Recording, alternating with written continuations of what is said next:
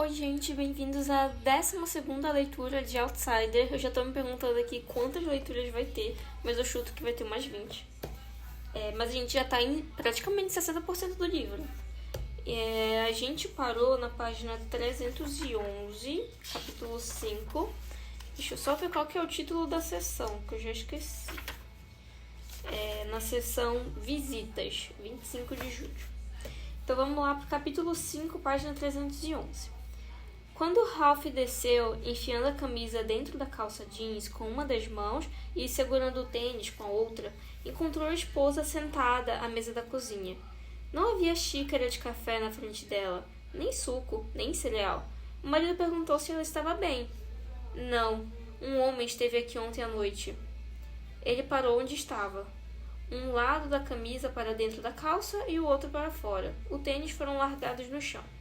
Como é que é? Um homem, o que matou Frank Peterson. Ele olhou em volta, de repente completamente desperto. Quando? Do que você está falando? Ontem à noite. Ele já foi embora, mas deixou um recado para você. Senta, Ralph. Santa Ralph. Senta, deixou um recado para você. Senta, Ralph. Ele se sentou, e ela contou o que tinha acontecido. Ralph ouviu sem dizer nada, encarando os olhos da esposa. Não viu nada neles, além de convicção absoluta. Quando ela terminou, ele se levantou para olhar o console do alarme junto à porta dos fundos. Está armado, Jane, e a porta está trancada. Pelo menos esta aqui está. Eu sei que está armado e todas as portas estão trancadas. Eu verifiquei, as janelas também. Então como? Não sei, mas ele esteve aqui, sentado bem ali. Ele apontou para o arco. Sim, como se não quisesse ficar muito na luz. E ele era grande. E ele era grande, você diz? Era, talvez tão grande quanto você.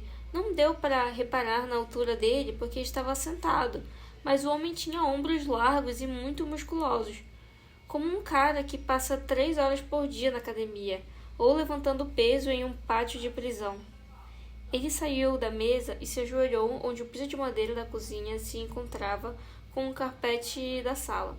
Ela sabia que o marido estava procurando e também sabia que ele não encontraria. Já tinha verificado, mas isso não a fez mudar de ideia. Quem não era maluco sabia a diferença entre sonhos e realidade, mesmo quando a realidade fugia aos limites de uma vida normal. Houve uma época em que ela talvez tivesse duvidado disso, como sabia que Ralph estava duvidando agora, mas não mais, agora ela sabe. Ele se levantou. O carpete é novo, querida. Se o homem tivesse se sentado ali, mesmo que por um espaço curto de tempo, os pés da cadeira teriam deixado marcas. Não tem nenhuma. Ela sentiu. Eu sei, mas ele estava aí. O que está dizendo? Que era um fantasma? Não sei o que era, mas sei que estava certo. Você tem que parar. Se não parar, algo de ruim vai acontecer. Ela foi até Ralph e inclinou a cabeça para cima para olhar nos olhos dele. Algo terrível. Ele segurou as mãos dela. Esses dias têm sido bem estressantes, Jane. Tanto para você quanto para mim. Ela se afastou. Não começa, Ralph. Não, ele estava aqui. Vamos dizer que estava. Eu já fui ameaçado. Qualquer policial eficiente já foi ameaçado. Você não é o único sendo ameaçado. Ele precisou lutar para não gritar. Ela precisou lutar para não gritar. Era como ficar presa em um daqueles filmes ridículos de terror em que ninguém acredita na mocinha quando ela diz que o Jason, ou o Fred, ou o Michael Myers voltou à vida. Ele estava na nossa casa. Ralph pensou em falar tudo de novo. Portas trancadas, janelas trancadas, alarme desligado que não disparou. Pensou em lembrar à esposa que ela tinha acordado de manhã na própria cama, sã e salva. Conseguia ver no rosto de Jane que nada disso adiantaria, e em uma discussão com a esposa no estado atual era a última coisa que queria. Ele era queimado, Jane, como o sujeito que vi no tribunal? Ela balançou a cabeça. Tem certeza? Você disse que ele estava nas sombras. Ela se inclinou para a frente em um momento e conseguiu ver um pouco. Foi o suficiente. Ela tremeu. Ela está comentando aqui. Ele se inclinou para a frente por um momento e ela conseguiu ver um pouco. Testa larga, projetada acima dos olhos. Os olhos eram escuros, talvez pretos, talvez castanhos, talvez azul escuro. Não deu para perceber. O cabelo era curto e espetado, um pouco grisalho, mas ainda escuro. Ele tinha cavanhaque. Os lábios eram muito vermelhos. A descrição fez soar uma sirene na cabeça dele, mas Ralph não confiou na sensação. Devia ser um falso positivo provocado pela intensidade dela. Deus sabia que ele queria acreditar nela. Se houvesse o único sinal de prova empírica... Espere um minuto. Os pés. Ele estava usando mocassim sem meia e havia bolhas vermelhas em toda parte. Pensei que fosse psoríase. Psoríase, acho que é uma doença. Mas acho que podiam ser queimaduras. Ele ligou a cafeteira. Não sei o que dizer, Jenny. Você acordou na cama e não há sinal de ninguém ter... Uma vez, você abriu um melão que estava cheio de larvas, disse ela. Isso aconteceu. Você sabe que sim. Por que não consegue acreditar que o que estou dizendo aconteceu? Mesmo que acreditasse, não posso parar. Você não vê isso? O que vejo é que o homem sentado na nossa sala estava certo sobre uma coisa. Acabou.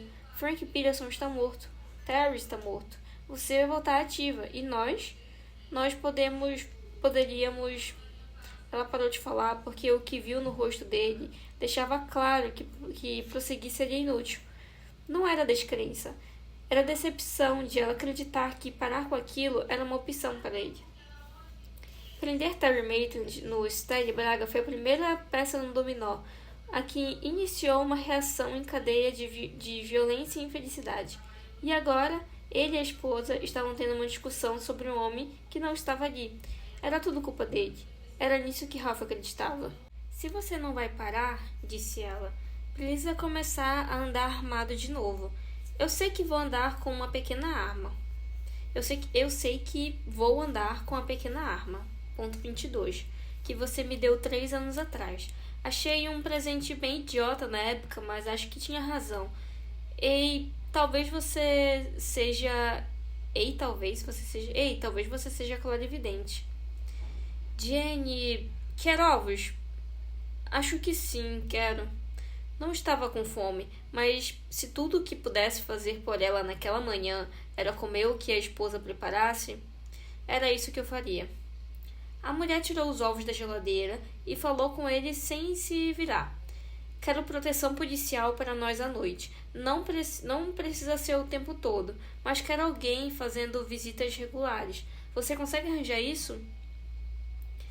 Proteção policial contra um fantasma não vai adiantar muito, ele pensou, mas estava casada havia tempo suficiente para responder. Acho que sim. Você devia contar para Howie Gold, para os outros, mesmo parecendo maluquice. Querida, mas ela continuou falando. Ele disse, você ou qualquer um deles, falou que deixaria as 2 entranhas espalhadas no deserto para os abutres. Ralph pensou em lembrar a ela que, embora de vez em quando vissem abutres voando no céu, sobretudo nos dias de coleta de lixo, não havia nenhuma região desértica ao redor de Flint City. Isso por si só sugeria que o encontro tinha sido um sonho, mas também resolveu ficar calado sobre aquilo. Não tinha intenção de atiçar a discussão quando tudo parecia estar se acalmando. Pode deixar, falou ele. E era uma promessa que pretendia cumprir. Eles precisavam pôr tudo à mesa, todas as maluquices. Você sabe que vamos fazer uma reunião no escritório de Howie Gold, não sabe? Com a mulher que Alec Perry contratou para investigar a viagem de Terry a Dayton. A que declarou de forma categórica que Terry era inocente. Dessa vez, o que Ralph pensou e não falou. Havia oceanos de conversas não verbalizadas em casamentos longos, ao que parecia. Foi. Uri Geller declarou de forma categórica que era capaz de dobrar colheres só com o poder da mente. Ela está vindo de avião. Pode ser que seja uma enganação, mas trabalhou como ex-policial condecorado naquela empresa dela. E o procedimento de investigação pareceu fazer sentido, então talvez ela tenha descoberto alguma coisa em Dayton. Deus sabe que ela parecia ter certeza absoluta. Jenny começou a quebrar os ovos. Você iria em frente, mesmo se eu tivesse descido e encontrado o alarme quebrado, a porta dos fundos escancaradas e as pegadas dele no chão? Você iria em frente mesmo assim? Sim. Ela merecia a verdade, sem floreios. Jenny se virou para ele naquele momento, a espátula erguida como uma arma. Posso dizer que acho que está sendo meio idiota? Pode dizer que sim, mas precisa se lembrar de duas coisas, amor. Que Terry fosse inocente ou culpado, tive parte na morte dele. Você... Shh, disse ele, apontando para ela. Eu estou falando, e você precisa entender. Ela fez silêncio. E se ele era inocente, tem um assassino de crianças livre. Eu entendo, mas você pode estar abrindo a porta para coisas muito além da sua capacidade de entender. Ou da minha. Elementos sobrenaturais? É disso que você está falando? Porque eu não consigo acreditar nessas coisas. Nunca vou acreditar. Acredite no que quiser, disse ela, se virando para o fogo. Mas aquele homem esteve aqui. Eu vi o rosto dele e vi a palavra nos dedos dele. Must. Ele era repugnante. A única palavra em que consigo pensar. Fico com vontade de chorar só porque você não acredita. Ou de jogar essa frigideira com os ovos na sua cabeça, ou sei lá. Ele foi até ela e a envolveu pela cintura. Eu acredito que você acredita. Isso é verdade. E prometo, se a reunião de hoje não der em nada, você vai me encontrar bem mais aberto à ideia de deixar o caso de lado. Entendo que há limite. Pode ser assim? Acho que tem que ser, ao menos por enquanto. Sei que cometeu um erro no campo de beisebol e sei que está tentando pagar por isso. Mas e se estiver cometendo um erro ainda maior seguir em frente? E se fosse Derek no Parque Figs? Retrucou ele. Você ia querer que eu deixasse tudo para lá? Ela se ressentiu da pergunta, considerou-a um golpe baixo, mas não tinha resposta, porque se tivesse sido Derek, ela ia querer que Ralph fosse atrás do homem que cometeu o crime, ou da coisa, até o fim do mundo, e ela estaria bem ao seu lado. Tudo bem, você venceu, mas tenho mais uma exigência, e não é negociável. O quê? Quando você for para a reunião essa noite, vou com você. E não me venha com essa merda de que é assunto da polícia, porque nós dois sabemos que não é. Agora, como os seus ovos. Capítulo 6, página 316. Jenny mandou Ralph ao Roger com uma lista de compras, porque, independente do que tinha estado na casa na noite anterior, humano, fantasma ou só um sonho muito vívido, o senhor e a senhora Anderson ainda precisavam comer. E na metade do caminho para o supermercado, as peças se encaixaram para Ralph. Não houve nada de dramático no momento, porque os fatos importantes estavam lá o tempo todo, bem na cara dele, em uma sala de interrogatório na delegacia. Será que tinha interrogado o verdadeiro assassino de Frank Peterson como se fosse testemunha? Agradecido e deixado que ele fosse embora livre? Será que tinha interrogado o verdadeiro assassino de Frank Peterson como se fosse testemunha, agradecido e deixado que ele fosse embora livre? Parecia impossível, considerando a quantidade de provas que ligaram Terry ao assassinato, mas ele encostou o carro e ligou para Yuni Sabo. Vou estar lá hoje à noite, não se preocupe, disse Yuni. Não perderia as novidades vindas de Ohio, de toda essa confusão. E já estou investigando Ralph Holmes. Ainda não tenho muita coisa, mas quando nos reunirmos, já devo ter outras informações. Que bom, mas não foi por isso que liguei. Você consegue a ficha criminal de Cloud Bottom, o leão da chácara do Gentleman Please? Lembrando... Não foi ele. Ou foi? Não foi ele não, confundi. Eu lembro se foi esse cara que foi arranhado pelo Terry, mas eu acho que não, acho que foi um outro cara que estava num pub. O leão da chácara do Gentleman Please, o que vai encontrar de modo geral é posse de drogas, talvez 1 ou 2 prisões por posse com intenção de venda, que foram negadas. Ele não é o cara que prefere ser chamado de segurança? Sim, senhor, esse é o nosso Cloud. O que tem ele? Conta esta noite, se der alguma coisa. No momento eu só posso dizer que parece ter uma cadeia de eventos que leva de Holmes a Maitland e a Bolton. Posso estar errado, mas Não acho que esteja. Então, se eu não me engano, Holmes arranhou o Maitland e o Maitland, que é o Terry, né, arranhou o Bolton. Então deve ter sido isso. Você está acabando comigo, Ralph. Conte logo. Ainda não. Não enquanto eu não tiver certeza. E preciso de mais uma coisa. Bolton é todo tatuado e tenho quase certeza de que ele tinha algo tatuado nos dedos. Eu devia ter reparado, mas você sabe como é quando estamos colhendo depoimentos, principalmente se o cara do outro lado da mesa tem ficha. Você fica olhando para o rosto. Isso mesmo, sempre para o rosto. Porque quando caras como Bolton começam a mentir, é como se estivessem segurando uma plaquinha dizendo: estou falando um monte de merda. Você acha que Bolton mentiu quando ele disse que Maitland entrou para usar o telefone? Porque o motorista de táxi meio que corroborou que a motorista de táxi, né, meio que corroborou com essa história. Na hora não achei, mas agora tenho mais informações. Veja se consegue descobrir o que está tatuado nos dedos dele. Isso se tiver alguma coisa. O que acha que pode haver neles? Não quero dizer, mas se eu estiver certo, vai estar na ficha de Bolton. Mais uma coisa, pode me mandar uma foto por e-mail? Com prazer, me dê alguns minutos. Obrigada, Yuni. Algum plano de fazer contato com o Sr. Bolton? Ainda não. Não quero que ele saiba que estou interessado nele. E vai mesmo explicar tudo isso de noite? Na medida do possível, sim. Vai ajudar? Para falar a verdade, não sei. Você teve alguma resposta sobre a substância que encontrou nas roupas e no feno do celeiro? Ainda não. Vou ver o que consigo descobrir sobre Bolton. Obrigada. O que está indo fazer agora? Compras no mercado. Espero que tenha se lembrado de levar os cupons de descontos da sua esposa. Ralph sorriu e olhou para a pilha presa com elástico no assento ao lado. Como se ela fosse me deixar esquecer, respondeu. Capítulo 7, página 318.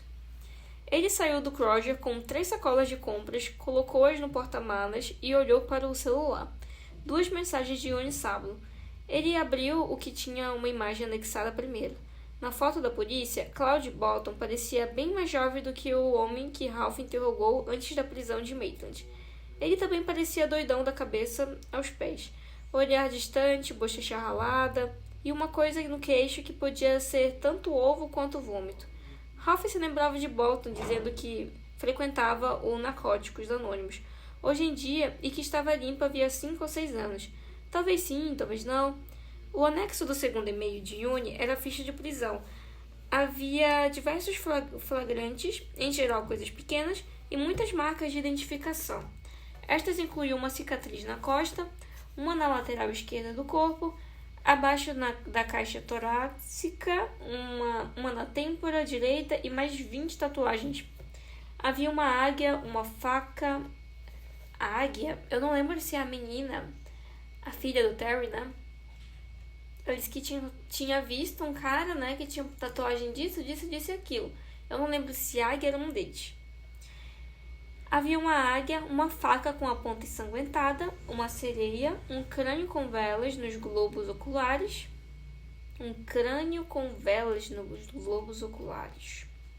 Muitas pessoas falam que essa pessoa tinha olhos vermelhos, parecia ter canudo, né, o vermelho no olho, enfim. E muitas outras que não interessavam Ralph. O que interessavam eram as palavras nos dedos. Kent na mão direita e Must na esquerda. O homem queimado no tribunal tinha tatuagens nos dedos, mas eram Kent e Must? Ralph fechou os olhos e tentou ver, mas não encontrou nada. Ele sabia por experiência própria que tatuagens nos dedos não eram comuns entre homens, mas homens que passaram um tempo na prisão. Eles provavelmente viam aquelas coisas nos filmes, amor e ódio. Eram populares, assim como Deus e Demo. Ele se lembrava de Jack Hoskins ter contado sobre um ladrãozinho com cara de rato que exibia fode e chupa nos dedos, e Jack dizendo que não devia ser o tipo de coisa que fazia o cara arrumar uma namorada. Nossa, que horror, mano. Que tatuagem é essa? A única coisa que Ralph tinha certeza era de que não havia tatuagem nos braços do homem queimado. Havia muitas nos braços do Cloud Bolton. Mas é claro que o fogo tinha destruído o rosto do cara queimado. Podia tê-las apagado, só que não tinha como aquele homem no tribunal ser Bolton, disse ele. abrindo os olhos e observando as pessoas entrando e saindo do supermercado. Impossível, Bolton não estava queimado. Dá para isso ficar ainda mais esquisito? Ele perguntara a Gibney ao telefone. Ele perguntara a Gibney ao telefone a noite anterior. Dá, respondera ela, e como estava certa. Será que ele sofreu queimadura? Dá para isso... Ah, tá, se dá para isso ficar ainda mais esquisito, né? Aí a Gibney falou que dá. Capítulo 8, página 319. Ele e Jenny guardaram as compras juntos. Quando a tarefa terminou, o marido disse que queria que ela olhasse uma coisa no celular dele. Por quê? Só dá uma olhada, tá bem? E lembre que a pessoa na foto está um tanto mais velha agora. Ralph lhe entregou o celular. Ela olhou para a fotografia por uns 10 segundos e devolveu o aparelho. As bochechas de Jenny tinham perdido a cor. É ele. O cabelo está mais curto agora. E ele está com um cavanhaque em vez desse bigodinho aí. Mas é o homem que esteve na nossa casa ontem à noite. O que disse que mataria você se não parasse? Qual o nome dele? Claude Bolton. Vai prender ele? Ainda não. Nem sei se posso fazer isso, mesmo que quisesse, por estar de licença e tal. Então o que vai fazer? Agora, descobrir onde ele está. O primeiro pensamento de Ralph foi ligar para Yune, mas o homem estava investigando o assassino de Dayton, Holmes. A segunda ideia, logo rejeitada, foi Jack Hoskins. O homem era um bêbado e um fofoqueiro, mas havia uma terceira opção. Ele telefonou para o hospital, foi informado que Bessie Ring já tinha voltado para casa e ligou para ela lá. Depois de perguntar como estava o bebê, o que provocou uma falação de 10 minutos, que foi desde a amamentação ao alto custo de fralda Pampers, Ralph perguntou se Betsy se importaria de ajudar um amigo fazendo uma ou duas ligações da sua posição oficial. Contou ela o que queria. Isso é sobre Maitland? Indagou a policial. Bom, Betsy, considerando a minha situação, esse é o tipo de coisa que é melhor não perguntar. Se for, você pode se meter em uma confusão e eu posso ficar encrencada por ajudar você. Se é com o chefe Geller que está preocupado, ele não vai saber por mim. Houve uma longa pausa. Ele esperou, por fim a mulher disse.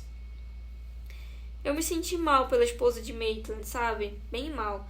Ela me fez pensar naquelas matérias de televisão sobre o que acontece depois de ataques de homens-bombas com os sobreviventes andando de um lado para o outro, com sangue no cabelo, sem ter ideia do que acabou de acontecer. Isso pode ajudá-la, talvez? É possível, respondeu ele.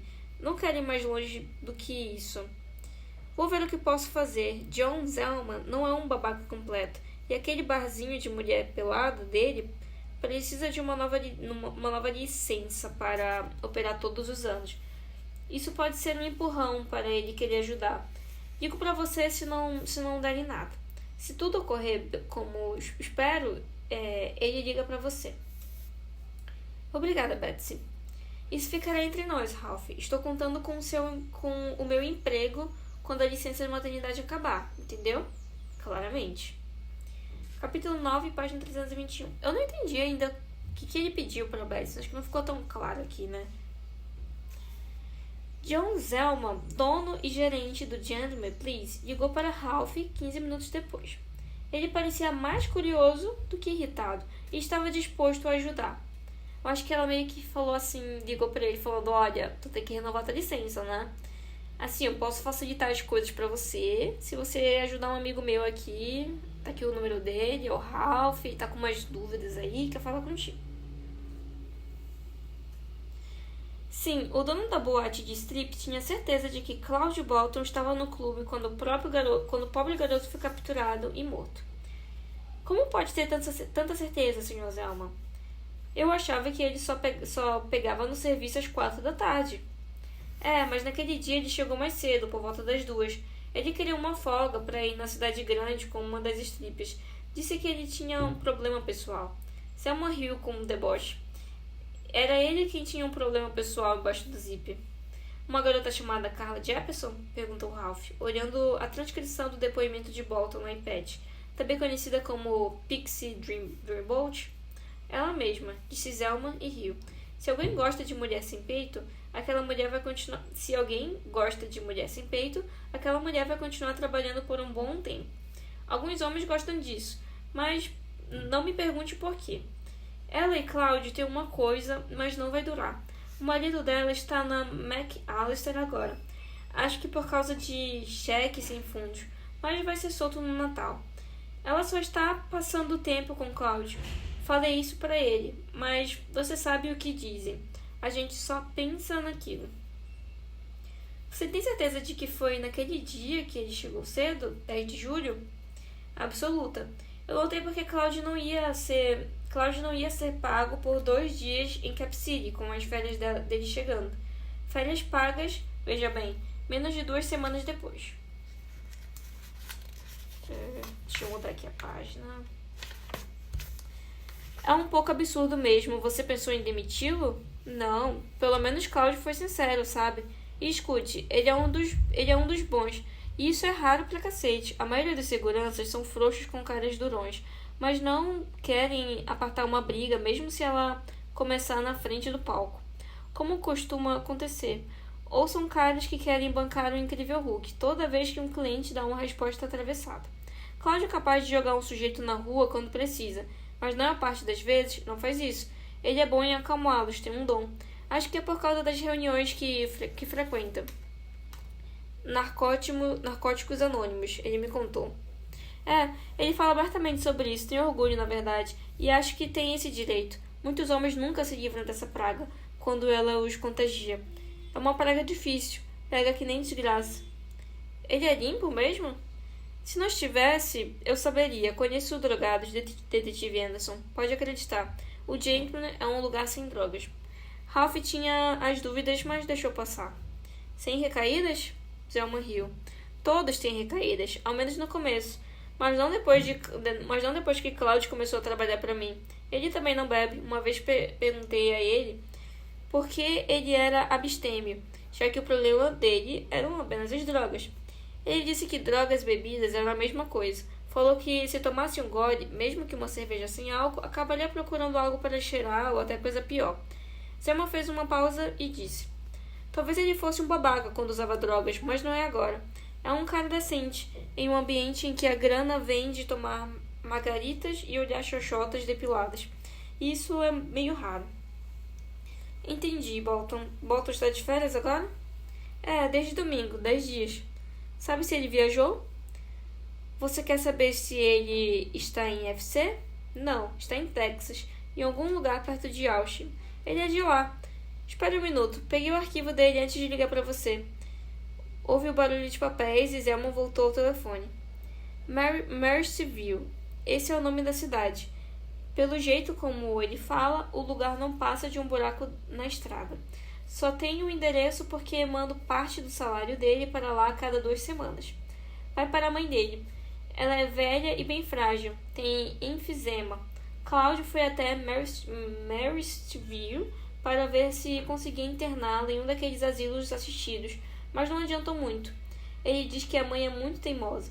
Não sei como ele poderia pagar, de qualquer modo, com o que ganha aqui. Quando o assunto é cuidados idosos, o governo devia ajudar gente comum como Cláudio. Mas ajuda? Porra nenhuma.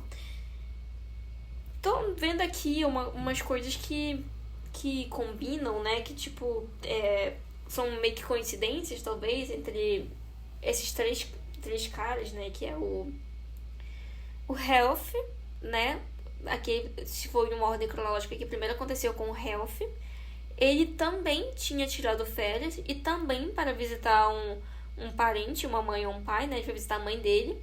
Então, assim, o Health trabalhava em um lugar, tirou férias para visitar a mãe, né? E no período que ele estava de férias, alguém cometeu um assassinato, né? Com a cara dele, né? Aparente. E na cidade que ele não estava, porque ele estava de férias em outro lugar. E aí vem o Terry. O Terry, no caso, o Terry tinha feito uma viagem, né? Só que para uma viagem curta com os colegas de trabalho dele, para ir para tipo uma Comic Con de professores, alguma coisa assim. E quando ele estava nessas mini férias dele, né? Nessa ausência, mataram o cara, né? Tipo, mataram o Frank Peterson. E agora tá acontecendo com esse Bolton, né? O Bolton tirou férias e a esposa do Anderson, né? Disse ter visto ele. Então, tipo assim, e ele foi visitar a mãe dele também, né? Então, meio que muita coincidência. E lembrando que os três têm aquele traço de terem se arranhado, né? Tipo, o Ralph arranhou o Terry e o Terry arranhou o Bolton. Vamos lá, deixa eu ver onde eu parei. Diz o cara que provavelmente voltou no Trump, pensou o Ralph. Bom, obrigada, Sr. Zelma. Posso perguntar por quê? Quer falar com ele? Apenas para fazer algumas novas perguntas, respondeu Ralph. Coisa boba. Para eu colocar os pingos nos is e os traços nos t's, né? Isso aí. Você tem um endereço? Claro, para mandar o dinheiro. Tem um lápis? O que ele tinha era o seu iPad de confiança, aberto no aplicativo de notas. Pode falar. Lote 397, Rural Star Road 2, Marysville, Texas. Marysville, Texas. E qual é o nome da mãe? Zelma, riu com alegria. Love não é um ótimo nome? Ah, qual é o nome da mãe? Zelma riu com alegria. Love não é um ótimo nome? Love Ann Bolton. Ralph agradeceu e desligou. E então? Perguntou Jenny. Espere um minuto, falou Ralph. Repare que estou com cara de quem está pensando. Ah, está mesmo. Gostaria de um chá gelado enquanto pensa? Ela sorria. Ficava bem nela aquele sorriso. Parecia um passo na direção certa. Sem dúvida. Ele voltou a olhar para o iPad, se perguntando como conseguiria se virar até hoje sem aquela maldita coisa, e viu que Marysville ficava uns 110 quilômetros a oeste de Austin. Era pouco mais que um ponto no mapa. Sua única alegação de fama, uma coisa chamada de buraco de Marysville. Ralph pensou no próximo passo enquanto tomava chá gelado e ligou para Horace Kinney, da patrulha rodoviária do Texas. Kinney era o capitão agora. Passava a maior parte do tempo atrás de uma escrivania, mas Ralph tinha trabalhado com ele várias vezes em casos interestaduais, quando o sujeito era patrulheiro rodoviário, e percorria 150 mil quilômetros no norte e no oeste do Texas. Horace, disse ele depois que terminaram as amabilidades. Preciso de um favor. Grande ou pequeno? Médio. E exige certa delicadeza. Que nem riu. Ah, você precisa ir a Nova York ou Connecticut se quer delicadeza, meu amigo. Aqui é Texas. O que quer? Ralph lhe perguntou. Kinney disse que tinha o homem certo para o trabalho e que, por acaso, ele estava na região. Capítulo 10, página 324. Por volta das 3 horas daquela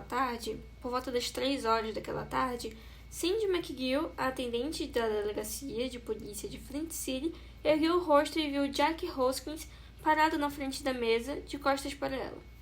Jack, precisa de alguma coisa? Dá uma olhada na minha nuca e diz o que você vê. Intrigada, mas com boa vontade, ela se levantou e olhou. Vire um pouco mais para a luz. E quando ele fez isso... Ah, que queimadura horrível! Você devia ir ao Walgreens comprar creme de aloe vera. Vai adiantar? Só o tempo vai poder resolver isso, mas vai amenizar um pouco a dor. Mas é queimadura de sol mesmo, né? Ele franziu a testa. Claro, mas uma bem ruim para ter formado bolhas em alguns lugares. Você não sabe que tem que passar protetor solar quando vai pescar? Que pega câncer de pele? Quer pegar câncer de pele? Acabei de pensar em outra coisa.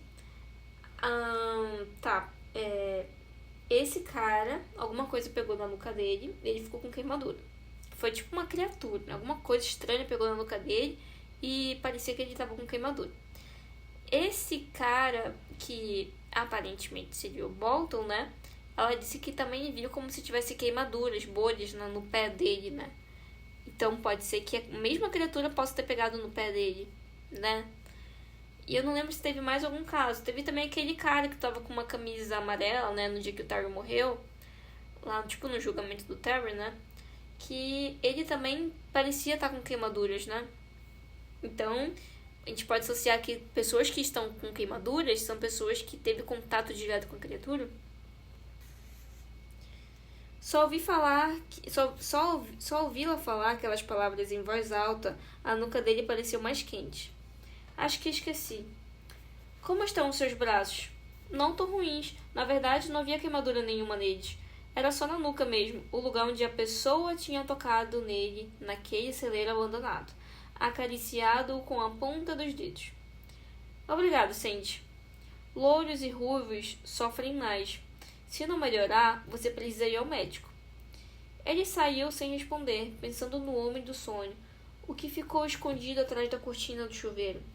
Eu coloquei em você, mas posso tirar. Quer que eu tire? Ele pensou. Vai sumir sozinha, que nem qualquer outra queimadura de sol. Seguia... talvez sim, mas talvez não. E estava doendo mais agora. Ele mal conseguia suportar tocar no local. E ficava pensando nas feridas abertas, consumindo a pele de sua mãe. No início, o câncer rastejava, mas depois que tomou conta, cresceu galopando. No final, estava consumindo a garganta e as cordas vocais dela, transformando os seus gritos em grunhinhos.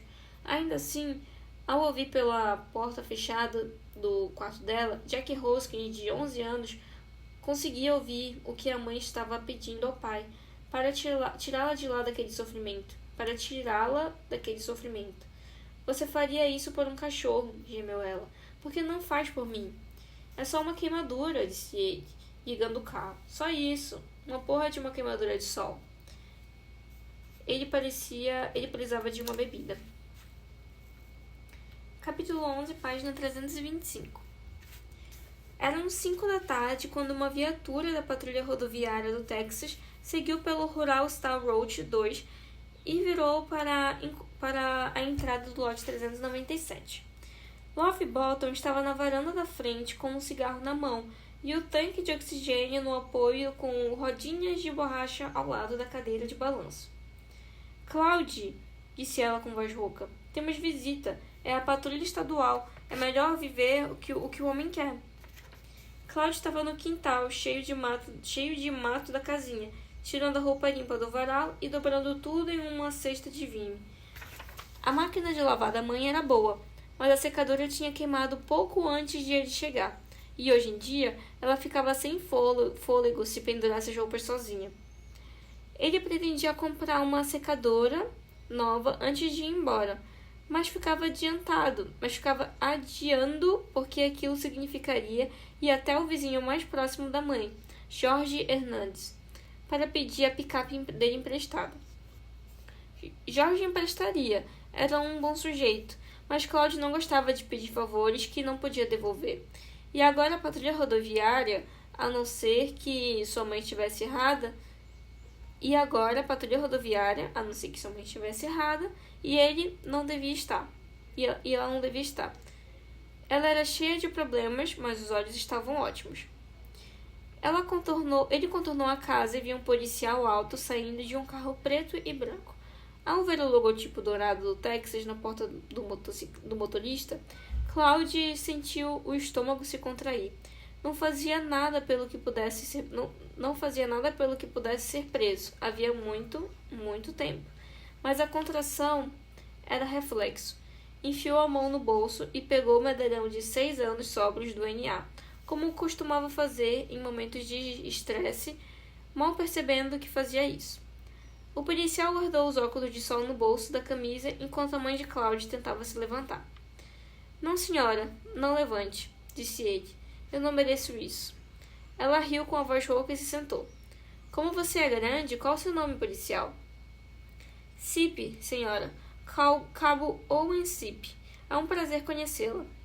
Ele apertou a mão que não estava segurando o cigarro, tomando cuidado com as juntas inchadas da idosa. Idem, senhor. Este é o meu filho, Claude. Ele veio de Flint City e está me ajudando. Cip se virou para Claude, que soltou o medalhão esticado e esticou a mão. É um prazer conhecer você, Sr. Bolton. Ele segurou a mão de Cláudia por um momento, observando-a.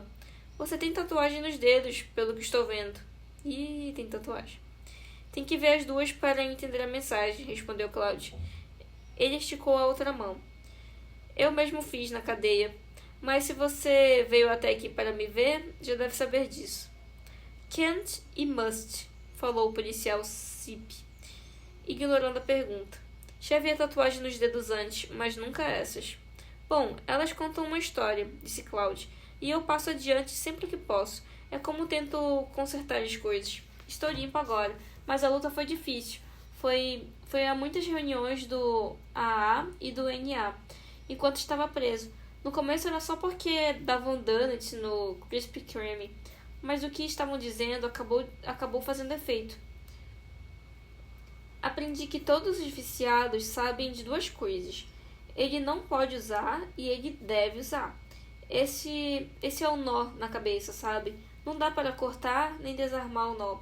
Então você tem que aprender a ficar acima dele. É possível, mas para isso precisa se lembrar da situação básica. Você deve, mas não pode. Nossa, disse Cip. É uma espécie de parábola, não é? Hoje em dia ele não bebe nem usa drogas, disse Love, da cadeira de balanço. Ele nem fuma esta merda. Ela jogou a guimba do cigarro na terra. É um bom menino. Não vim aqui porque alguém acha que ele fez algo errado, disse Cip com calma. E Cláudia relaxou. Um pouco, pelo menos. Nunca era bom relaxar demais quando a patrulha estadual aparecia para fazer uma visita inesperada. Recebi uma ligação de Flint City e meu palpite é que se trata do fechamento de um caso. Precisam que você verifique algumas coisas sobre um homem chamado Terry Maitland. Cip pegou o celular, mexeu nele e mostrou uma foto a Cláudia. Esta é a fivela de cinto que o tal Maitland usava na noite que você o viu? E não me pergunte o que isso quer dizer, porque eu não faço a mínima ideia. Só me mandaram aqui para confirmar com você. Na verdade, não tinha sido por aquele motivo que Cip foi enviado, mas a mensagem de Ralph Anderson passada para Cip pelo capitão Ross Keane foi de cuidar para que tudo permanecesse tranquilo, sem desconfianças. Cláudia examinou o celular e devolveu. Não posso ter certeza absoluta. Tem um tempo já, mas parece. Bom, obrigado. Obrigado aos dois. Cip segurou o celular e se virou para ir embora. Só isso? Indagou Cláudia. Veio até aqui para fazer uma pergunta? É só isso e tudo mais. É só isso e é tudo isso. Acho que alguém quer muito saber essa informação. Obrigada pelo seu tempo. Vou passar a mensagem no meu caminho de volta até Austin. É uma viagem longa, policial, disse Love. Por que não entra primeiro e toma um copo de chá gelado? É de pozinho, mas não é ruim. Bom, não posso entrar e me sentar. Quero chegar em casa antes de escurecer, mas gostaria de tomar um gole aqui fora mesmo, se não se importam. Não nos importamos nem um pouco. Cláudia, entre e pegue um copo de chá para o homem simpático. Um copo pequeno, disse Cip, segurando o polegar e o indicador a uma pequena distância um do outro. 2 goles e eu pego a estrada. Cláudia entrou, Cip encostou o ombro na lateral da varanda, olhando para Love Bolton, cujo rosto simpático era um rio de rugas. Seu filho cuida bem da senhora, hein? Eu estaria perdido sem ele, declarou Love. Ele me manda dinheiro a cada 2 semanas e vem sempre quando pode. Quer me colocar em um lar para velhos em Austin. E eu talvez vá qualquer dia desses, se ele puder pagar, coisa que agora não pode. Ele é o melhor filho do mundo. Policial Cips. Deu um trabalhão no começo, mas é de confiança agora. Entendi, disse Cip. Ele já levou você ao Big 7 aqui na estrada? O café da manhã de lá é ótimo. Não confio em restaurantes de beira de estrada, disse ela, tirando os cigarros do bolso do vestido e colocando-o na boca. Tive uma intoxicação alimentar em Albany, em 1974, e quase morri. Meu garoto cuida da cozinha quando está aqui. Ele não é nenhum Emmer, mas não é ruim. Sabe usar uma frigideira, não queima o bacon. Ela deu uma piscadela enquanto acendia o cigarro. E Cip sorriu, torceu para o tanque de oxigênio dela estar bem selado e que ela não acabasse explodindo a casa com os 2 moradores dentro. Aposto que ele fez seu café da manhã hoje, disse Cip. Pode apostar que sim. Café torrado com passas e ovos mexidos com muita manteiga do jeito que eu gosto. Você acorda cedo, senhora? Só pergunto porque, com o oxigênio e tudo... Ele e eu, disse ela, levantamos com o sol. Cláudio voltou com 3 copos de chá gelado em uma bandeja, 2 grandes e um pequeno. Owen Sarp tomou o dele em 2 goles. Estalou os lábios e disse que precisava ir.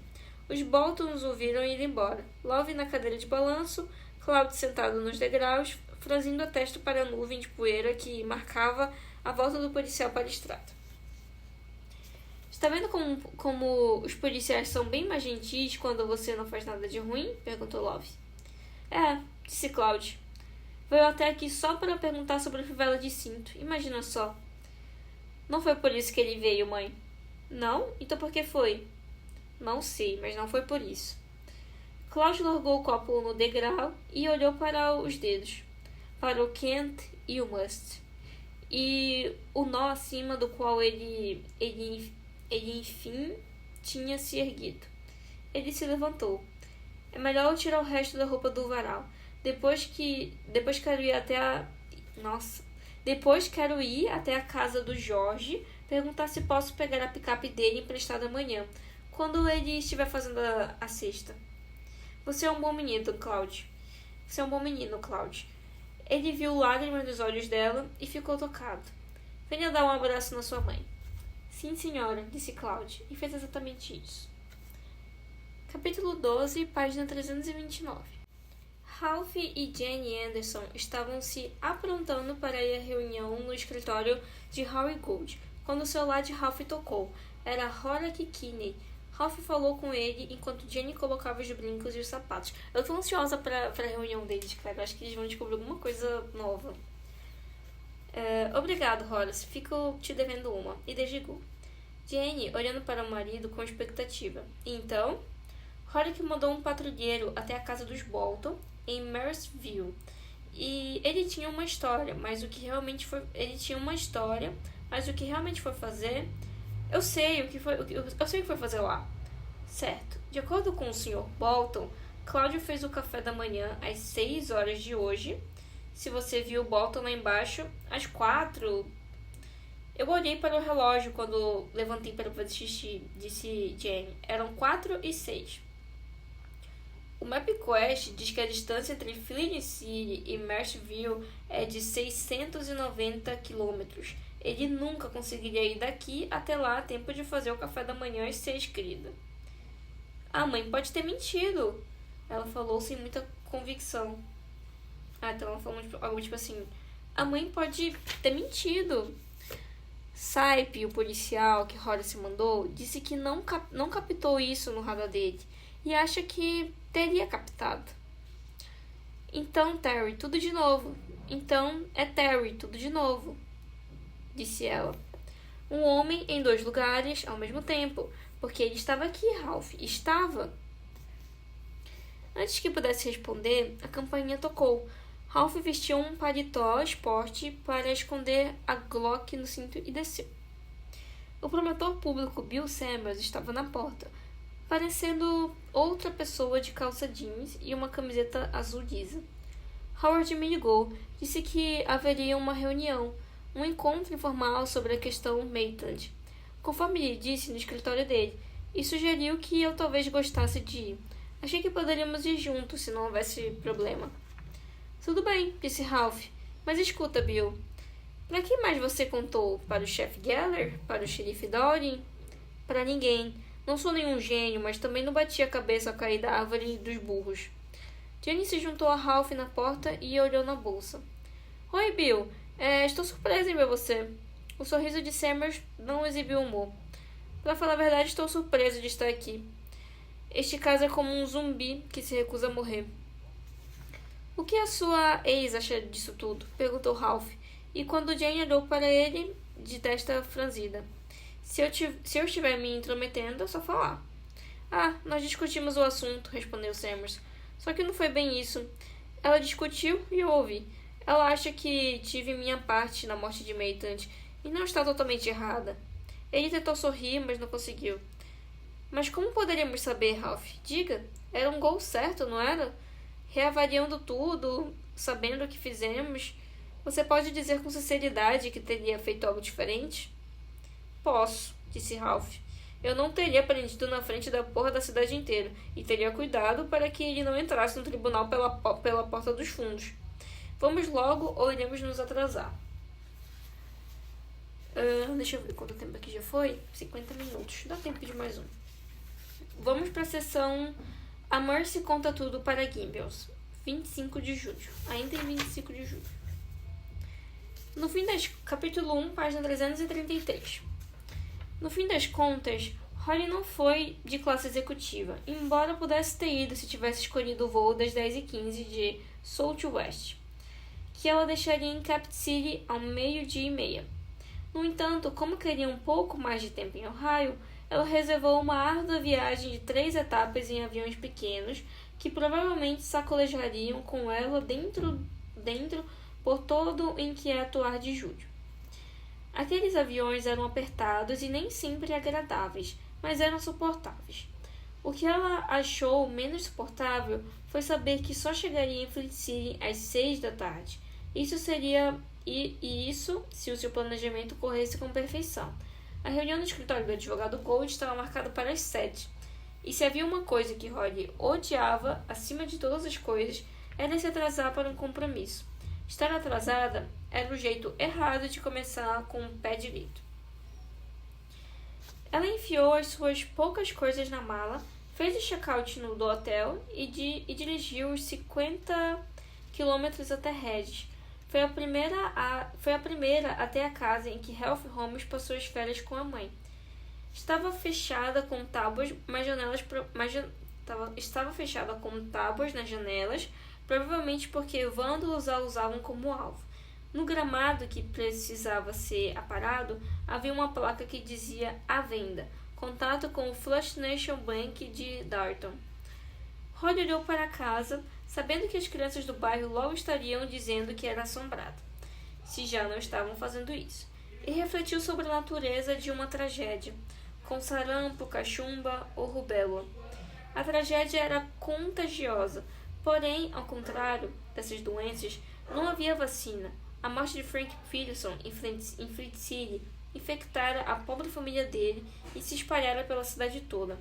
Ela duvidava que fosse esse o caso naquela comunidade suburbana, onde menos pessoas tinham laços tão profundos. Mas a família Holmes não existia mais. Não havia sobrado nada deles além da casa vazia. Ela pensou em tirar uma foto da casa fechada com a placa de à venda na frente. Uma foto de dor e perda, mas que qualquer outra, mas decidiu não fazer isso. Algumas das pessoas com quem ela ia se encontrar talvez entendessem, talvez sentissem essas coisas, mas a maioria provavelmente não sentiria. Para elas, seria só uma foto. Ela dirigiu da residência dos Holmes até o cemitério de descanso pacífico nos arredores da cidade. Lá encontrou a família reunida, pai, mãe e o único filho. Não havia flores, e a pedra que marcava o local de descanso de Ralph Holmes tinha sido empurrada. Ela imaginava que a mesma coisa podia ter acontecido com a lápide de Terry Maitland. A dor era contagiosa, a raiva também. A lápide dele era pequena, não havia nada além do nome, data e um pouco de gosma seca que podia ser o resíduo de um ovo jogado. Com algum esforço, ela ajeitou a pedra. Não tinha ilusões de que permaneceria assim, mas uma pessoa fazia o que podia. Você não matou ninguém, Sr. Holmes, não é? Só estava no lugar errado, na hora errada. Ela encontrou flores em um túmulo próximo e pegou algumas para espalhar no de Ralph. Flores colhidas não eram uma lembrança boa, pois morriam, mas eram melhores do que nada. Mas você não teve como escapar. Ninguém aqui acredita na verdade. Acho que as pessoas com quem vou me encontrar hoje também não vão acreditar. Ela tentaria convencê-las, mesmo assim. Uma pessoa fazia o que podia, fosse ajeitar lápides ou tentar convencer homens e mulheres do século XXI de que havia monstros no mundo e que a grande vantagem deles era a indisposição das pessoas racionais para acreditar. Holly olhou ao redor e viu um mausoléu em uma colina baixa. Naquela parte de Ohio, todas as colinas eram baixas. Ela andou até lá, olhou o nome entalhado no granito acima da pedra. Grave. O túmulo, ou grave, né? Túmulo em inglês, era grave. Grave, túmulo em inglês. Mas só agora eu parei para perceber que grave e grave existem no inglês e no português. Grave, né? Túmulo em inglês. Que apropriado. E desceu os 3 degraus de pedras. Espiou os buracos de pedra dentro, olhou onde era possível se sentar, espiou os bancos de pedra dentro, onde era possível se sentar e meditar sobre os membros da família Grave ali enterrados. O forasteiro se escondeu ali depois que o seu trabalho sujo estava feito. Ela não acreditava naquilo, porque qualquer pessoa, talvez até um dos vândalos que tinham empurrado a lápide de Ralph Holmes, podia ter se aproximado para espiar lá dentro. Além disso, o sol brilhava na área de meditação durante 1 ou 2 horas da tarde, dando ao local certo calor fugitivo. Se o forasteiro fosse mesmo o que ela acreditava que era, ele preferiria a escuridão. Nem sempre, não, mas por certos períodos cruciais. Ela ainda não havia terminado a sua pesquisa, mas tinha quase certeza disso. E de outra coisa. Assassinato podia ser o trabalho da vida dele, mas a dor era o seu alimento. Dor e raiva. Não, o forasteiro não tinha descansado naquele mausoléu, mas Holly acreditava que ele estivera naquele cemitério, talvez até antes das mortes de Malvis Holmes e do filho, coisa que também aconteceu quando o Holly morreu, né? Quando o Holly morreu, ele tava lá, né? Que foi o que todo mundo viu, né? Que ele era possivelmente o homem que estava queimado com uma camisa amarela na cabeça. E também quando o pai do Frank Peterson, né, morreu, lembrando que o Odie é o irmão do Frank, né, o irmão mais velho. E quando o pai do Odie e do Frank também tentou se matar, ele disse ter visto, a gente soube que ele viu, né, uma sombra preta com olhos de canudos, algo assim. Tá. Não foi o forasteiro, não tinha descansado naquele mausoléu, mas Roddy acreditava que ele estivera naquele cemitério, talvez até antes das mortes de Malvin Holmes e do filho. Roddy sabia que podia ser só imaginação, que conseguia sentir o cheiro da presença dele. Brad Hatfield tinha o mesmo cheiro. Um fedor do que não é natural. Bill conhecia as enfermeiras que cuidavam do Hatfield, também conheciam, apesar de ele supostamente estar em um estado semicatatonia. Ela andou devagar até o estacionamento do lado de fora do cemitério, com a bolsa batendo no quadril. O Prius a esperava sozinha no calor escaldante do verão. Roddy passou direto pelo carro e deu um giro lento de 360 graus, observando cada aspecto da região ao redor. Estava perto de terras de cultivo, dava para sentir o cheiro de fertilizante, mas aquele lugar era um cinturão transicional de abandono industrial, freio e estéril.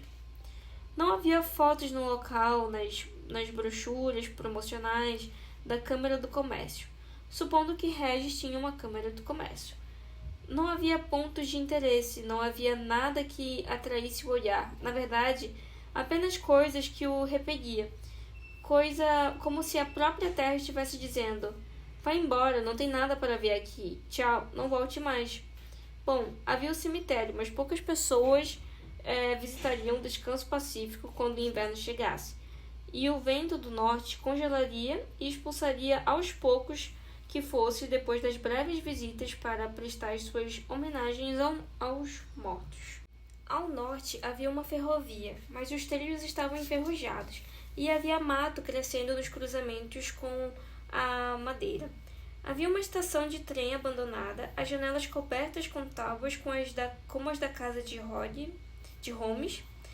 Atrás havia 2 vagões, as rodas escondidas pelo mato. Pareciam estar lá desde a Guerra do Vietnã. Perto da estação abandonada havia depósitos também abandonados, e o que ela supôs ser um par de oficinas obsoletas. Atrás, uma fábrica em ruínas tinha arbustos e girassóis crescendo em volta. Uma suástica fora pichada em tijolos cor-de-rosa, que um dia tinham sido vermelhos. De um lado da rodovia, que a levaria de uma volta para a cidade, um outdoor inclinado declarando que o aborto faz um coração parar de bater. Escolha a vida. Do outro lado, havia um prédio baixo, comprimido, com uma placa no teto dizendo Lava Jato Robô RPido.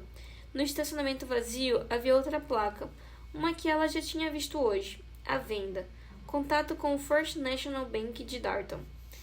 Acho que você esteve aqui, não no mausoléu, mas perto, onde conseguia sentir o cheiro das lágrimas quando o vento estava na direção certa, onde conseguia ouvir as gargalhadas dos homens ou garotos que empurravam a lápide de Ralph Holmes e depois provavelmente urinaram no túmulo dele.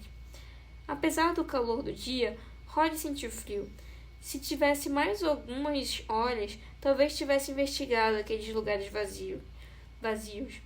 Não havia perigo. O forasteiro tinha ido embora de Ohio havia tempo, quase com certeza para Flint City. Ela tirou 4 fotos da estação de trem, dos vagões, da fábrica e do lava-jato deserto. Examinou-as e decidiu que serviam. Teriam que servir. Ela tinha um avião para pegar. Sim, e pessoas para convencer. Se pudesse, claro. Ela se sentiu muito pequena e solitária no momento. Era fácil imaginar gargalhadas e ridicularização. Pensar nessas coisas era natural para ela, mas ela tentaria convencê-las. Tinha que tentar. Pelas crianças assassinadas, sim. Frank Peterson e as garotas Howard. E todas as outras que vieram antes deles. Mas também por Terry Maitland e Ralph Holmes. Uma pessoa fazia o que podia. Ela tinha mais uma parada a fazer. Por sorte, era no caminho. E a gente vai parar a leitura por aqui. E na próxima a gente descobre o que ela vai fazer ainda. E eu tô muito ansiosa pra essa reunião deles. Meu Deus, eu achei que ia ser nessa leitura, mas ainda não é. Esse livro é muito detalhado. A gente tá parou na página aqui 336. E o livro termina, deixa eu ver em qual página. Sem pegar spoilers, né? Termina na página 551, então ainda tem muita coisa aí, tem praticamente um livro pela frente ainda. Mas a gente já tá aqui, acho que em mais de 60% do livro já. Então é isso, pessoal. Até a próxima leitura.